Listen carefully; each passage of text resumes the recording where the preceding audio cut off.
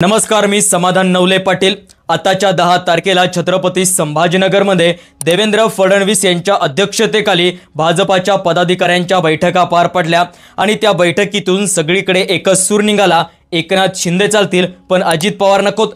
गेल्या काही दिवसांपासून भाजपच्या काही आमदारांनी तक्रारी देखील केल्या होत्या, अजित पवार निधी देत नाहीये, स्वतःच्या मर्जीने वागतात। तेव्हाच अमित शहांनी भाजप कार्यकर्त्यांना कानमंत्र दिला असेल, ते तुम्हाला जाम करतात तर त्यांना तुम्ही जाम करा। आता एक प्रश्न यावेळेस निर्माण झालेला आहे, भाजप आणि अजित पवारांना हटवण्याचा प्रयत्न करत आहे का? पुण्यात अजित पवार विरुद्ध चंद्रकांत पाटील असा वॉर सुरू झालेला आहे। पक्षातील सुनील तटकरे आणि छगन भुजबळ हे समांतर नेतृत्व उभं करताना आपल्याला दिसत आहे। अजित पवार सांगतात मला काहीच माहिती नाही, म्हणजे अजित पवारांकडून आता पक्षाचा कंट्रोल सुटलाय का?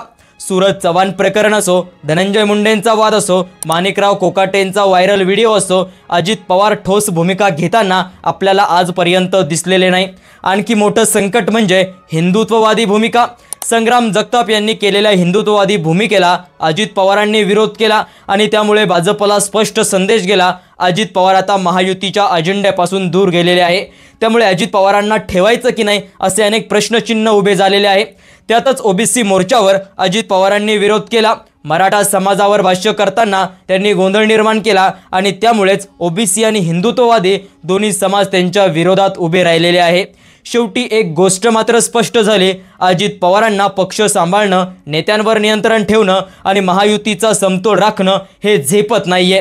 भुजबळ, तटकरे, मुंडे, कोकाटे सगळेच आपल्या वाटेने जाताना दिसत आहे। भाजप आणि शिंदे गटामध्ये गणित बदललंय आणि त्यामुळे पुढच्या काही दिवसांमध्ये अजित पवार हटवले जाणार का, हा मोठा राजकीय प्रश्न यावेळेस निर्माण झालेला आहे।